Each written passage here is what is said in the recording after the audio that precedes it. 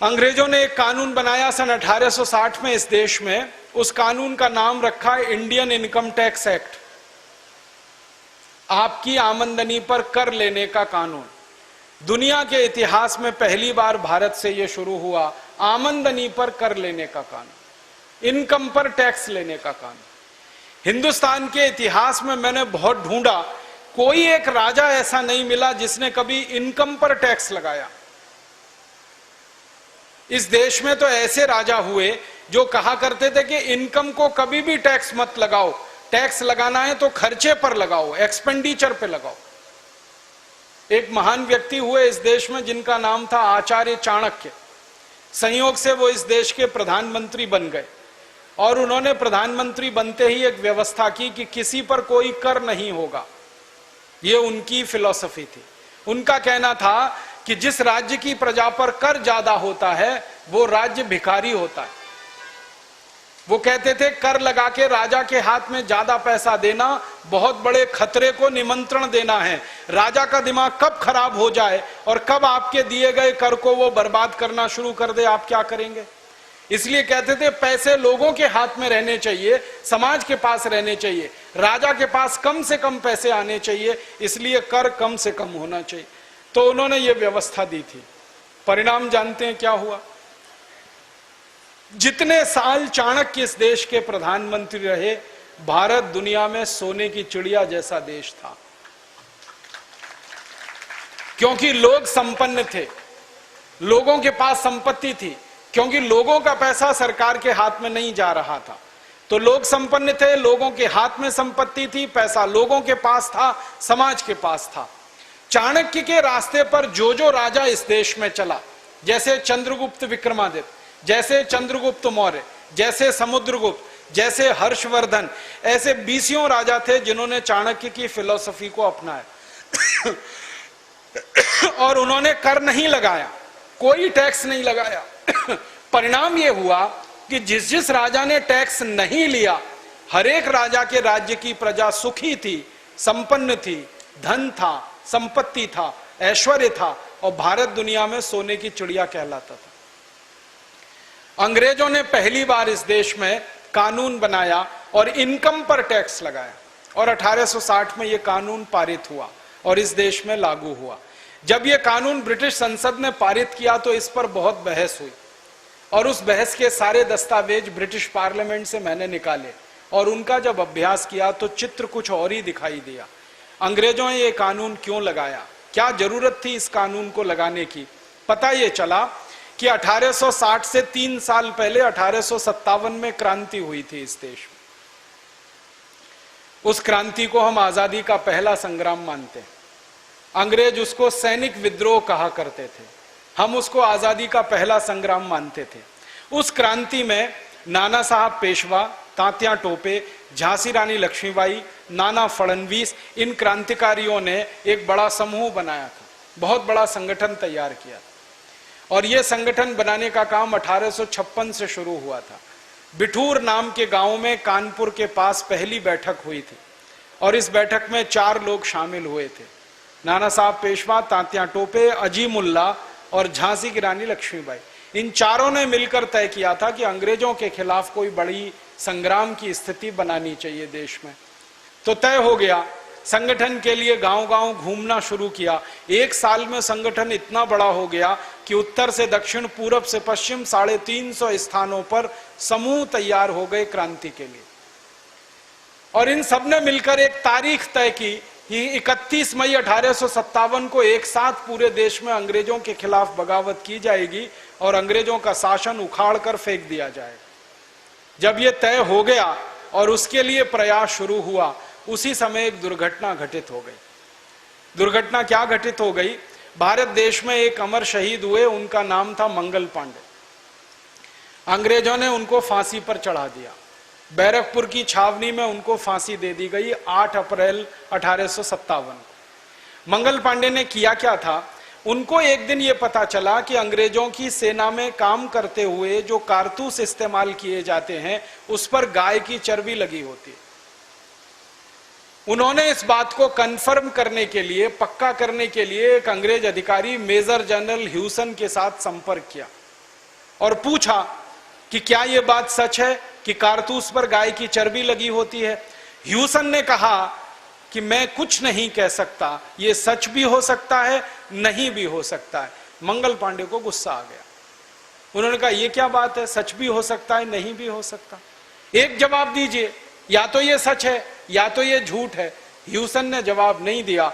मंगल पांडे ने अपनी गोली से ह्यूसन को ढेर कर दिया, मार डाला। फिर ह्यूसन जैसा एक दूसरा अधिकारी था, उसने मंगल पांडे को पकड़ने की कोशिश की। दूसरी गोली मंगल पांडे ने उनको उतार दी। बंदूक में 2 ही गोली आती थी, दोनों उन्होंने उतार दी। 2 गोली और भरने के लिए जब तक कोशिश कर रहे थे, तब तक कुछ अंग्रेजों ने उनको पकड़ लिया। पकड़कर उनके ऊपर मुकदमा चला। 10 दिन के अंदर उनको फांसी की सजा सुनाई गई। मुकदमा 29 मार्च से शुरू हुआ था, 8 अप्रैल को उनको फांसी दे दी गई। जिस बैरकपुर की छावनी में मंगल पांडे को फांसी हुई, उस बैरकपुर की छावनी के 1100 भारतीय सैनिकों ने अंग्रेजों के खिलाफ बगावत शुरू कर दी। उन्होंने नौकरी छोड़ दी, अपनी वर्दियां उतार दी, टोप उतार दिए, और बैरकपुर से थोड़े दूरी पर गंगा नदी बहती है। गंगा नदी में जाकर उन्होंने हाथ में गंगा जल उठाया और कसम खाई कि जिन अंग्रेजों ने मंगल पांडे को फांसी दी है, उन अंग्रेजों को अब हम भारत से निकाल कर ही दम लेंगे। फिर ये 1100 सैनिक गांव-गांव फैल गए, 5-5, 7-7 के समूह बना दिए। गांव-गांव में इन्होंने प्रचार शुरू कर दिया और अंग्रेज कैसे गाय पर अत्याचार कर रहे हैं वो कहानी घर घर सुनाना शुरू कर दिया। अंग्रेजों ने उस जमाने में कुछ कत्ल खाने खोले हुए थे, जहां हजारों गायों का कत्ल होता था। उनका मांस अंग्रेज खाया करते थे और हिंदुओं को चिढ़ाया करते थे। ये बात फैलती गई, गाय हमारे लिए पूजनीय है, गाय हमारे लिए पवित्र है, हम उसका कत्ल होते देख नहीं सकते, कोई भी सामान्य भारतवासी नहीं देख सकता। तो भारतवासियों का खून उबलने लगा और धीरे धीरे क्रांति के लिए माहौल बनने लगा। ये माहौल एक दिन फट गया। 10 मई 1857 को मेरठ में कई क्रांतिकारियों ने अंग्रेजों को घर में जिंदा जला दिया और वहां से चिंगारी भड़क गई। 10 मई को मेरठ में अंग्रेज जले, 11 मई को दिल्ली में जलाए गए, फिर 12 मई को बरेली में, शाहजहांपुर में, फिर सहारनपुर में, फिर रुड़की में, फिर हरिद्वार में, अलीगढ़ में, इटावा में, मेरठ में, उसके बाद एटा में, पूरा 350 नगरों का काफिला, जहां अंग्रेजों के घर धू-धू करके जल गए। बहुत सारे अंग्रेज जलकर मर गए। जो अंग्रेज भागने की कोशिश कर रहे थे, उनको भारतवासियों ने गले से काट दिया, हंसियों से काट दिया, गड़ासों से काट दिया। इस 1857 की क्रांति में सारे देश में 3,64,000 से ज्यादा अंग्रेज मारे गए। 4 महीने में, सिर्फ मई का महीना, जून का महीना, जुलाई का महीना, अगस्त का महीना, 1 सितंबर 1857 को सारा देश अंग्रेजों की गुलामी से आजाद हो गए। कहीं भी देश में यूनियन जैक नहीं था, हर जगह पर भारत देश का झंडा था, हर एक रियासत इस देश की आजाद हो गई। इस पूरी लड़ाई में 4.5 से 5 करोड़ भारतवासियों ने भाग लिया अंग्रेजों के खिलाफ। कितनी बड़ी लड़ाई थी, आप अंदाजा लगाइए कि 4.5 करोड़ भारतवासी अगर हंसिये से भी लड़ रहे हों, तलवारों से भी लड़ रहे हों, तो 4.5 करोड़ हंसिये बनाने के लिए लोहा लगा होगा। उस लोहे को लगाने के लिए हजारों मीट्रिक टन कच्चा लोहा लगा होगा। उस कच्चे लोहे को गलाने के लिए हजारों भट्टियां बनी होंगी। उन भट्टियों में लोहा गलाने का काम किसी ने तो किया होगा। और मैंने जब इतिहास ढूंढा तो पता चला कि हजारों टन कच्चे लोहे से हंसिया बनाना, कच्चे लोहे से तलवार बनाना, बंदूकें बनाना, नाल बनाना, ये जिन लोगों ने किया, उनको हम इस देश में बंजारा जाति के लोग कहते हैं, जो गांव-गांव, गली-गली अपना एक छोटा सा आशियाना बनाकर रहते हैं, जो अपना पक्का घर कभी नहीं बनाते, किसी भी शहर के गांव के बाहर बस जाते हैं। उनकी एक छोटी सी बैलगाड़ी होती है, उसी में उनकी पूरी जिंदगी ढोती है। वो कहीं भी बैलगाड़ी खड़ी होती है, वहीं गांव बस जाता है, थोड़े दिन वो रहते हैं, फिर दूसरे गांव में चले जाते हैं। एक बार ये बंजारा जाति के लोगों से मैंने पूछा, आप अपना घर बना के पक्का क्यों नहीं रहते? तो उन्होंने जवाब दिया मुझे, उन्होंने कहा, हमारे राजा ने जब अपनी जिंदगी में कभी अपना घर नहीं बनाया, तो हम कैसे बना सकते? तो मैंने आपसे उनसे पूछा आपका राजा कौन था? उन्होंने कहा महाराजा राणा प्रताप हमारे राजा थे, जिन्होंने जिंदगी भर अपने लिए घर नहीं बनाया, हम कैसे बना सकते हैं? हम उन्हीं के वंशज हैं और हम तब तक अपनी जिंदगी ऐसे ही बिताएंगे जब तक हमारे राजा के प्राण वापस हम में किसी में नहीं आते, पुनर्जन्म नहीं होता। तो ऐसे बंजारा जाति के लोग करोड़ों टन उन्होंने लोहा गलाया, हसिया बना के दिया, तलवार बना के दी, बंदूकें बना के दी। फिर मन में प्रश्न आता है कि कच्चा लोहा लाने के लिए पैसे लगे होंगे, वो पैसे कहां से आए? किसी ने पैसे दिए होंगे। तो समाज के व्यापारियों ने, उद्योगपतियों ने पैसे दिए। अंग्रेजों के दस्तावेज बताते हैं कि 1857 की क्रांति में 480 करोड़ रुपए खर्च हुए थे और उस जमाने के 480 करोड़ रुपए को आज अगर आप गिनना चाहें तो 300 से गुणा करना पड़ेगा। इतनी बड़ी रकम व्यापारी और उद्योगपतियों ने दान में दी। तो अंग्रेजों की संसद में बहस यह हुई कि आखिर इतना पैसा भारतवासियों के पास आया कहां से? तो भारतवासियों ने कहीं से ये कमाया, लूट के तो नहीं लाया। और वो कमाने का तरीका ये था कि 3000 साल से भारत के व्यापारी और उद्योगपति दूसरे देशों में अपना माल बेचने के लिए जाया करते थे और बदले में सोना और चांदी कमाकर लाया करते थे। भारत का कपड़ा बिकता था दूसरे देशों में। आपने कभी सुना होगा ढाका की मलमल बनती थी, सूरत की मलमल बनती थी। मलमल का 15 मीटर का एक थान होता था, वो इतना नरम और मुलायम होता था कि तह बनाते बनाते आप एक माचिस की डिब्बी में उसको रख सकते थे। 15 मीटर का कपड़े का थान एक अंगूठी के छल्ले में से पूरा खींच कर निकाल सकते थे। इतनी बारीक बुनाई इस देश में हुआ करती थी। और वो कपड़ा बेचने जब भारत के लोग दुनिया भर में जाया करते थे तो आपको सुन के अच्छा लगेगा कि वो कपड़ा तराजू के एक पलड़े में रखा जाता था और उसके वजन के बराबर सोना दूसरे पलड़े में रखा जाता था। सोने के बदले में हम अपना कपड़ा बेचते थे। हमने कपड़ा बेचकर सोना कमाया इस देश में, हमने लोहा बेचकर सोना कमाया इस देश में। 36 तरह की वस्तुएं भारत की जाती थी बिकने के लिए, उसमें से सोना चांदी बह बहकर भारत में आता था। और 3000 साल भारत निर्यातक देश था दुनिया का। 33% से ज्यादा निर्यात भारत किया करता था दुनिया में। 27% से ज्यादा दुनिया की आमदनी थी इस देश की। उस कारण से देश सोने की चिड़िया हो गया था। तो अंग्रेजों की संसद में जब ये सारी बात बताई गई कि भारतवासियों के पास धन और संपत्ति कहां से आया, तो अंग्रेजों ने तय किया कि भारतवासियों के पास अब धन छोड़ना नहीं चाहिए, वरना ये धन अगर भारतवासियों के पास रहेगा दोबारा फिर क्रांति होगी, तीसरी बार फिर क्रांति होगी और हम तो भारत में राज नहीं कर पाएंगे। तो भारतवासियों का सारा धन छीन लेना चाहिए। इसके लिए अंग्रेजों ने कानून बनाया, इंडियन इनकम टैक्स एक्ट। और कानून में व्यवस्था यह की गई कि 100 रुपए किसी भारतवासी के पास हैं आमदनी के, तो 97 रुपए उससे छीन लिए जाएं। इनकम टैक्स 97% लगाया गया। फिर उससे अंग्रेजों को संतोष नहीं हुआ।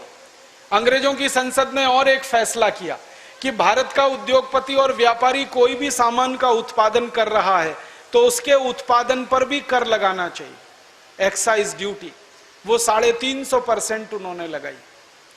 फिर उन्होंने एक और फैसला किया कि अंग्रेजों के देश भारत के व्यापारी अगर कोई माल बेचते हैं उत्पादन करके तो बेचने पर कर लगाना चाहिए, टैक्स। उसको सेल्स टैक्स कहा।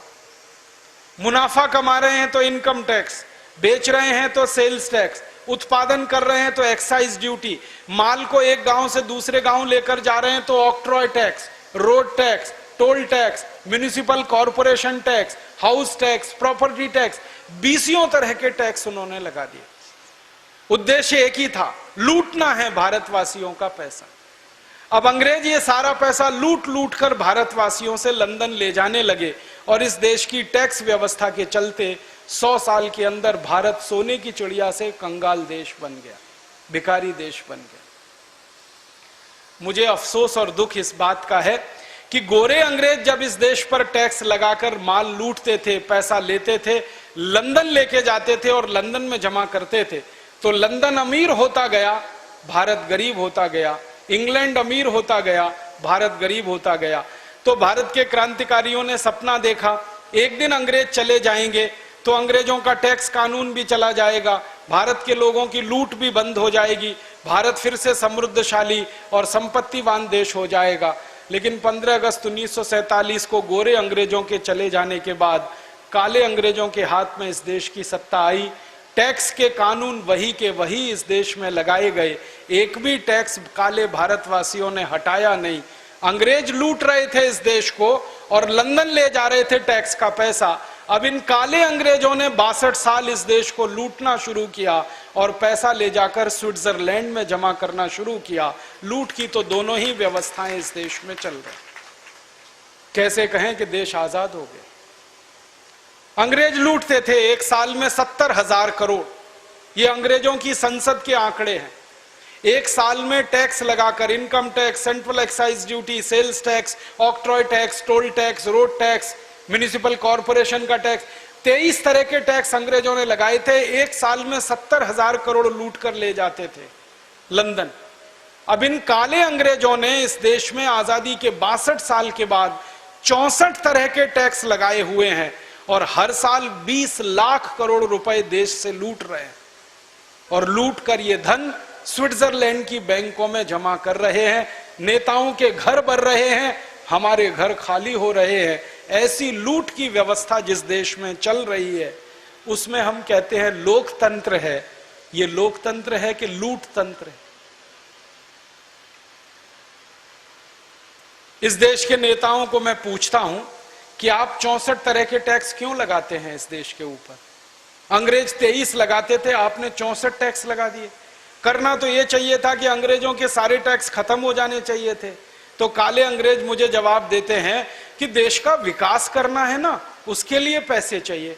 तो फिर इन काले अंग्रेजों से पूछता हूं 62 साल में कितना विकास हो गया है देश का, जरा बताइए। आजादी के 62 साल में क्या विकास हुआ है? मैं आपको सरकार के आंकड़े बताता हूं। आजादी जब मिली 1947 15 अगस्त को, तो इस देश में 4 करोड़ 50 लाख लोग गरीब थे। अब आजादी के 62 साल के बाद इस देश में 84 करोड़ लोग गरीब हो चुके हैं। हमारे देश की जो वर्तमान सरकार है डॉक्टर मनमोहन सिंह की, इस सरकार ने एक कमीशन बनाया था। उस कमीशन का नाम है अर्जुन सेन गुप्ता कमीशन। उस कमीशन ने 5 साल इस देश में सर्वेक्षण किया और सर्वेक्षण के बाद बताया कि 84 करोड़ भारतवासियों की एक दिन की आमदनी 20 रुपए से कम है, इसलिए वो सब गरीबी की रेखा के नीचे हैं। आजादी आई थी तो 4.5 करोड़ गरीब थे, आजादी के बाद 84 करोड़ गरीब हो गए। गरीबी 21 गुना बढ़ गई इस देश में। काले अंग्रेजों को मैं पूछता हूं गरीबी इतनी क्यों बढ़ गई इस देश में, तो मूर्ख बनाने वाला उत्तर देते हैं और वो समझते हैं कि जैसे मैं तो मूर्ख बन जाऊंगा। वो मुझे उत्तर देते हैं नेता इस देश के, वो कहते हैं जी आबादी बढ़ गई इस देश की इसलिए गरीबी बढ़ गई। फिर मैं उनसे कहता हूं अच्छा बताओ आबादी कितनी बढ़ गई? हम आजादी के समय 32 करोड़ थे, अब आबादी में 115 करोड़ हो गए। हमारी आबादी लगभग 3.5 गुनी बढ़ गई, या मान लो 4 गुनी बढ़ गई, तो गरीबी 4 गुनी बढ़नी चाहिए, तो गरीबी 16 करोड़ होनी चाहिए। ये 84 करोड़ कहां से हो गई? तब वो जवाब नहीं देते। फिर मैं जवाब देता हूं, मैं कहता हूं इसका उत्तर मेरे पास है, आपके पास नहीं है। आजादी के 62 साल में इस देश के लोगों की लूट 21 गुना बढ़ गई, इसलिए गरीबी 21 गुना बढ़ गई इस देश। कितनी लूट हो रही है इस देश की। हमारे देश में एक प्रधानमंत्री हुए, उनका नाम था राजीव गांधी। उन्होंने 1984 में संसद भवन में ये बताया कि जब 1 रुपया मैं किसी गरीब आदमी के विकास के लिए दिल्ली से भेजता हूं तो उस गरीब आदमी के पास सिर्फ 15 पैसा पहुंचता है। ये 1984 में कहा। अब 2009 आ गया, भ्रष्टाचार बढ़ा है, कम नहीं हुआ है। अब दिल्ली से 1 रुपया जब चलता है गरीब आदमी के लिए तो शायद गरीब आदमी तक 10 पैसा भी नहीं पहुंचता है। लूट का 90 पैसा नेताओं की जेब में और अधिकारियों की जेब में चला जाता है। ये मैंने नहीं कहा, राजीव गांधी ने कहा। और राजीव गांधी के कहे हुए को कोई प्रधानमंत्री माई का लाल अभी तक झुठला नहीं सका। एक भी प्रधानमंत्री में हिम्मत नहीं हुई जो कहे कि राजीव गांधी ने गलत कहा। सब प्रधानमंत्री स्वीकार करते हैं लूट होती है। अब जरा अंदाजा लगाइए कि 1 रुपए में 90 पैसे की लूट अगर इस देश में हो रही है तो आपके दिए गए टैक्स के पैसे के 90% की लूट हो रही है। यह सीधा सा मतलब है। और हम टैक्स का कितना पैसा देते हैं? केंद्र सरकार को एक साल में 6.25 लाख करोड़ देते हैं, 31 राज्य सरकारों को कुल मिलाकर 12 लाख करोड़ देते हैं, म्युनिसिपल कॉरपोरेशन को मिलाकर, राज्य सरकार को मिलाकर, केंद्र सरकार को मिलाकर 20 लाख करोड़ का टैक्स देते हैं। केंद्र सरकार अलग योजना बनाती है गरीबी दूर करने की, राज्य सरकार अलग योजना बनाती है गरीबी दूर करने की, जिला सरकारें अलग योजना बनाती हैं गरीबी दूर करने की, और यह गरीबी ही दूर नहीं होती इस देश में। मैंने तो जब अभ्यास किया तो पता चला गरीबी तो नेताओं की दूर हो रही है और अधिकारियों की दूर हो रही है, आम आदमी की नहीं। नेता और अधिकारी जो लूट रहे हैं वो अपनी गरीबी दूर कर रहे हैं।